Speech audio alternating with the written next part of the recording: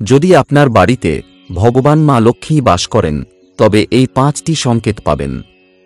প্রত্যেক মানুষই তার জীবনে সুখ, সমৃদ্ধি এবং আর্থিক স্বাচ্ছন্দ্য কামনা করে।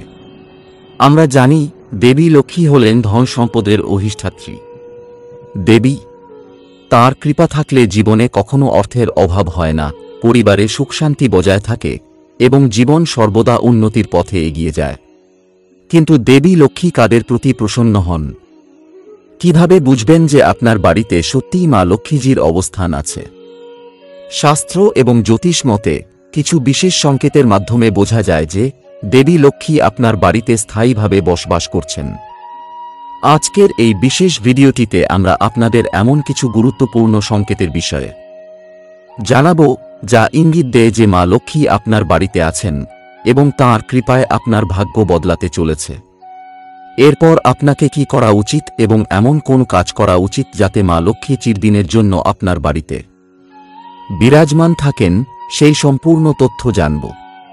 তাহলে চলুন জেনে নেই সেই সংকেতগুলি কি কি তা জেনে নিই। কিন্তু তার আগে আপনি যদি চান মা লক্ষ্মী আশীর্বাদ সর্বদা আপনার পরিবারের উপর বজায় থাকুক, তাহলে ভিডিওটিতে একটি লাইক করে চ্যানেলটি অবশ্যই সাবস্ক্রাইব করে নিজের মন থেকে কমেন্টে বক্সে জয় মা লক্ষ্মী অবশ্যই লিখুন। প্রথম সংকেত। লক্ষ্মীজির আগমনের প্রথম সংকেতটি পাওয়া যায়, সেটা হলো বাড়িতে পাখির বাসা তৈরি হওয়া। জ্যোতিষশাস্ত্র অনুযায়ী যদি কবুতর ছাড়া অন্য কোনো পাখি আপনার বাড়িতে বাসা তৈরি করে বা পাখি যদি ডিম দেয়, তাহলে এটা খুবই শুভ বলে মনে করা হয়। এর মানে হচ্ছে সামনের সময়ে আপনার আয়ের নতুন উৎস খুলবে, নতুন মাধ্যমে আপনাকে আয় হবে। সশরীরে মা লক্ষ্মীজির আগমন হতে যাচ্ছে। যদি কোনো পাখি আপনার বাড়িতে বাসা তৈরি করে এবং ডিম দেয় এবং বাচ্চা হয়, তাহলে কিছুদিন পর আপনার বাড়িতে মা লক্ষ্মীজির আগমন হবে এবং আপনার সব মন্দ দিন শেষ হয়ে যাবে। দ্বিতীয় সংকেত, গরু বা গোমাতা। এর আগে একটি গুরুত্বপূর্ণ কথা বলবো। হিন্দু সনাতন ধর্মে গরু বা গোমাতাকে সমস্ত দেবদেবীর সঙ্গে সশরীরে মা লক্ষ্মীর অবস্থান হিসেবে গণ্য করা হয়। বেদ, পুরাণ, জ্যোতিষশাস্ত্র বা ভাগবত গীতায় সর্বত্র গোমাতার পূজার বিধান রয়েছে। আমরা প্রায়ই দেখি যে গোমাতা রাস্তায় ঘুরে বেড়ায়। অনেক সময় বড় যানবাহনের ধাক্কায় দুর্ঘটনার শিকার হয় এবং মারা যায়। আবার অনেক সময় তারা খাবারের সন্ধানে এখানে ওখানে ঘুরে বেড়ায়। কোনো বাড়ির সামনে বা দোকানের সামনে এলে কেউ কেউ তাদের খাবার দেয়, আবার কেউ কেউ মেরে তাড়িয়ে দেয়। বেচারা বোবা প্রাণী কোনো অভিযোগ জানায় না।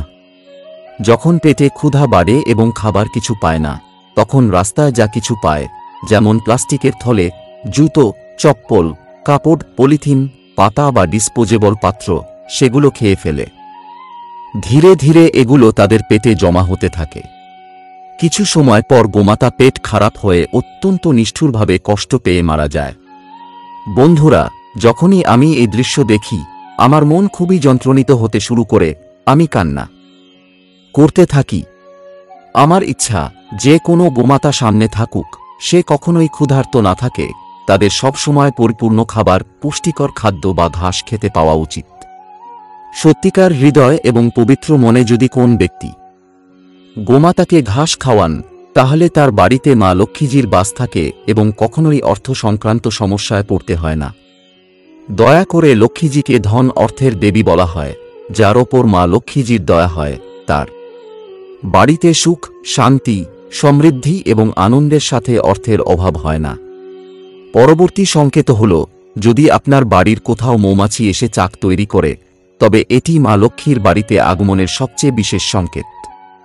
মিত্রগণ, আপনি খেয়াল করলে দেখবেন যে যে বাড়িতে মৌমাছি চাক বানায়, সেখানে সমস্ত সুখসুবিধা উপস্থিত থাকে এবং মা লক্ষ্মীর কৃপা থাকে। অর্থাৎ যে বাড়িতে মৌমাছি চাক বানায়, কিছুদিন পর সেই বাড়ির আর্থিক অবস্থার উন্নতি হয়, অর্থ সংক্রান্ত সমস্ত সমস্যার সমাধান হতে থাকে এবং মা লক্ষ্মী সেখানে বসবাস করেন। পরবর্তী সংকেত হল একই সময়ে 3টি গিক্কলি ছাতি একসাথে দেখা পাওয়া। হ্যাঁ বন্ধুরা, যদি আপনি আপনার ঘরে শোবার ঘরে 3টি গিক্কলি একই জায়গায় বা একই লাইনে দেখেন, তাহলে এটি মায়া লক্ষ্মীজির আগমনের ক্ষেত্রে সবচেয়ে বড় সংকেত বলে মনে করা হয়। মা লক্ষ্মীজির সশরীর আপনার বাড়িতে প্রবেশ করার জন্য এটি একটি শুভ সংকেত। বন্ধুগণ, আপনারা এই ভিডিওটি কোন জায়গা থেকে দেখছেন অবশ্যই কমেন্টে লিখবেন। ভক্তগণ, আজকের এই ভিডিওটি তৈরি করতে আমাদের অনেক তথ্যের প্রয়োজন হয়েছে, তাই আপনাদের কাছে অনুরোধ যে এই ভিডিওটি অবশ্যই শেষ পর্যন্ত দেখবেন, কারণ আপনারা যদি ভিডিওটি শেষ পর্যন্ত না দেখেন তাহলে অনেক গুরুত্বপূর্ণ তথ্য মিস করে ফেলবেন, যার ফলে আপনাকে পরবর্তীতে পস্তাতে হতে পারে। তাই হাতে সময় থাকতে ভিডিওটি মনোযোগ দিয়ে দেখুন এবং সম্পূর্ণ তথ্য সংগ্রহ করে নিন। আর ভিডিওটির শেষে রাশিফল নিয়েও আলোচনা করেছি, তাই অবশ্যই রাশিফল দেখবেন। পরবর্তী সংকেত হল স্বপ্নে বৃষ্টি হওয়া। হ্যাঁ বন্ধুরা, যদি আপনি স্বপ্নে বৃষ্টি পড়তে দেখেন তাহলে এর মানে হল শীঘ্রই আপনাদের ঋণের মধ্যে মা লক্ষ্মীজির বর্ষা হতে চলেছে। মা লক্ষ্মীজির আপনার অর্থনৈতিক পরিস্থিতি উন্নতির জন্য আসতে চলেছেন। বৃষ্টির স্বপ্ন দেখানো ইঙ্গিত দেয় যে আপনার সমস্যাগুলি শীঘ্রই দূর হতে চলেছে। পরবর্তী সংকেত হল শঙ্খের শব্দ শোনা। হ্যাঁ বন্ধুরা, এক অত্যন্ত প্রাচীন বাদ্যযন্ত্র যেটি হিন্দু ধর্মে গুরুত্বপূর্ণভাবে বিবেচিত হয়। শঙ্খের শব্দ মা লক্ষ্মীজির আগমনের সংকেত হিসেবে গণ্য হয়। প্রচুর মানুষ শঙ্খ বাজিয়ে মা লক্ষ্মীজির স্বাগতম জানান এবং তাদের বাড়িকে ধন ও সমৃদ্ধিতে পূর্ণ করার কামনা করেন। যদি আপনি সকালে উঠে চা নাস্তা করছেন এবং কোনো স্থানে শঙ্খ বাজানোর শব্দ শোনেন, তাহলে বুঝতে হবে যে শীঘ্রই মা লক্ষ্মীজির আগমন হতে চলেছে। পরবর্তী সংকেত হল স্বপ্নে লাল রঙের শাড়ি পরা দেখা। যদি কোন নারী তার স্বপ্নে নিজেকে লাল রঙের শাড়ি পরতে দেখে, তাহলে বুঝতে হবে যে সে শীঘ্রই মা লক্ষ্মীজির দয়া লাভ করবে, জীবনে অনেক খুশি বৃদ্ধি পাবে। এর মানে হল মা লক্ষ্মীজির আগমনের আগে একাধিক সংকেত আসবে। পরবর্তী সংকেত হল সাদা হাতির দেখা পাওয়া। এই স্বপ্নটি খুবই শুভ বলে মনে করা হয়। সাদা হাতি দেখা অর্থাৎ সব জায়গায় এটি দেখা থাকা গৌরবময় ধনের উপস্থিতি নির্দেশ করে এবং এটি হঠাৎ করে ধন লাভের সূচনা জন্ম দেয়। পরবর্তী সংকেত হল কুমারী কন্যাকে ঝাড়ু দিতে দেখা। যদি আপনি সকালে বাড়ি থেকে বেরিয়ে পড়ে যান এবং বাড়ির বাইরে কোন কুমারী কন্যা 9 বছর বয়সের নিচের কোন মেয়ে কাউকে ঝাড়ু দিতে দেখে থাকেন, তাহলে এটিও মা লক্ষ্মীজির আগমনের একটি শুভ সংকেত। পরবর্তী সংকেত হল তেঁতুল দেখা। হ্যাঁ বন্ধুরা, তেঁতুল হল মা লক্ষ্মীজির বাহন। এই পাখিটি দেখা শুভ সংকেত হয়, যার মানে হল মা লক্ষ্মীজির আগমন আমাদের জানানো হচ্ছে।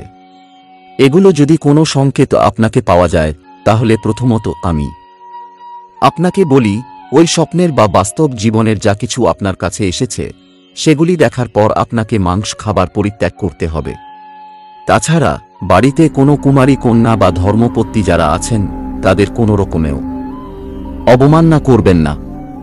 সব মহিলাদের সম্মানের দৃষ্টিভঙ্গি থেকে দেখুন এবং কোন মহিলার প্রতি বিদ্বেষের অনুভূতি রাখবেন না, কারণ যদি কেউ মাতাদের বা মহিলাদের অবমাননা করে তাদের সম্মান করে না, তাহলে তাদের বাড়িতে মা লক্ষ্মীজির স্থায়ী বাসস্থানের সম্ভাবনা নেই। এছাড়াও যদি কোনো কুমারী কন্যা আপনার বাড়িতে খাবার খাচ্ছে, তাকে খাবার খেতে উঠানোর চেষ্টাও করবেন না। বেশিরভাগ মহিলাদের অভ্যাস থাকে যে বাচ্চাগুলি খাবার খাচ্ছে তাদের দ্রুত কিছু কাজের জন্য বলেন, আবার দ্রুত ফিরে এসে খাবার খেতে বসে থাকে। এভাবে তাদেরকে ব্যস্ত করে দেওয়া, কিন্তু এটা একটি ভয়ানক অপরাধ। এই অত্যন্ত গুরুত্বপূর্ণ তথ্যগুলি সম্পর্কেও আপনাকে সচেতন থাকতে হবে। বছরের প্রথম সূর্যগ্রহণ জীবনে বড় বদল হবে 5 রাশির। ভালো না খারাপ দেখে নিন। বছরের প্রথম সূর্যগ্রহণ হতে যাচ্ছে আগামী 29 মার্চ শনিবার। এটি একটি আংশিক সূর্যগ্রহণ হবে। সূর্যগ্রহণ শুরু হবে দুপুর 2:20 এবং শেষ হবে সন্ধ্যা 6:16। তবে ভারতে এই সূর্যগ্রহণ দেখা যাচ্ছে না, যে কারণে এর সূতক কালও বৈধ হবে না। সূর্যগ্রহণ শুরু হওয়ার 12 ঘণ্টা আগে একটি সূর্যগ্রহণ ঘটে। ভারতীয় সময় অনুযায়ী 28 মার্চ মধ্যরাতে 2:20 শুরু হবে এই গ্রহণের সূত সময়। এ সময় সূর্য, রাহু, শুক্র, বুধ, চন্দ্র মীন রাশিতে থাকবে, যার ফলে গ্রহণ আরও বিশেষ হবে। কাদের ভালো ও খারাপ সময় শুরু হবে। এই সময়ে কিছু রাশির জাতক জাতিকাদের উপর অত্যন্ত শুভ প্রভাব পড়বে, আবার সূর্যগ্রহণের অশুভ প্রভাব পড়বে কিছু রাশির ব্যক্তিদের জীবনে। বৃশ্চিক রাশি। বৃশ্চিক রাশির জাতক জাতিকাদের এই সময়টি অত্যন্ত শুভ সময়, তবে স্বাস্থ্যের প্রতি বিশেষ যত্ন নেবেন। মাথা ঠান্ডা রেখে সব কাজ করবেন। এ সময় কোনো সমস্যার সম্মুখীন আপনি হবেন না। দূরে কোথাও ঘুরতে গেলে সাবধানে যাবেন। সম্পত্তি লাভের সম্ভাবনা রয়েছে। এ সময় অযথা কারোর সঙ্গে তর্কাতর্কিতে জড়িয়ে পড়বে না। মাথা ঠান্ডা রেখে চলবেন। মকর রাশি। মকর রাশির জাতক জাতিকাদের অত্যন্ত খারাপ সময়। এ সময় কোনো কাজে তেমনভাবে সফলতা না পাওয়ায় জীবনে নানান সমস্যা আসবে আপনার। এ সময়ে মাথা ঠান্ডা রেখে সব কাজ করুন। বিবাহিত জীবনেও সমস্যা আসবে। কোনো কাজে এগোতে পারবেন না। এ সময় অংশীদারিত্ব ব্যবসায় বিনিয়োগ না করাই ভালো। মেষ রাশি। বছরের প্রথম সূর্যগ্রহণে মেষ রাশির জাতক জাতিকাদের অত্যন্ত কঠিন সময় শুরু হবে। এই সময় কোনো কাজে আপনারা সফলতা অর্জন করতে পারবেন না। আদালতের নানান সমস্যায় জড়িয়ে পড়তে পারেন। ব্যবসায় বিনিয়োগ করার আগে সাবধান হন আপনি, কারণ এ সময় আপনার অর্থ ক্ষতি হতে পারে। মাথা ঠান্ডা রেখে প্রত্যেকটি কাজ করুন। এই সময় কোনো কাজেই সফলতা অর্জন করতে পারবেন না আপনি। কর্কট রাশি। কর্কট রাশির জাতক জাতিকাদের এ সময় খুব সাবধানে চলতে হবে, তবে সমাজে সম্মান বৃদ্ধি পাবে না। তবে আয়ের নতুন উৎস খুঁজে পাবেন আপনি। কর্মজীবনেও এগিয়ে যেতে পারবেন। এ সময় প্রত্যেকটি কাজে এগিয়ে যেতে পারবেন। মানসিক চাপও আপনার আগের থেকে অনেক কমবে। মীন রাশি।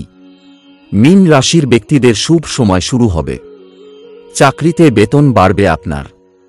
কোনো কাজে পিছিয়ে পড়বেন না। মাথা ঠান্ডা রেখে সব কাজ করুন। আয়ের নতুন সম্ভাবনা রয়েছে। পরিবারের সকলের সঙ্গে সুখে থাকতে পারবেন। বন্ধুগণ, তো আজকের জন্য এতটুকুই। যদি ভিডিওটি আপনাদের ভালো লেগে থাকে তাহলে অবশ্যই লাইক শেয়ার করবেন। ধন্যবাদ।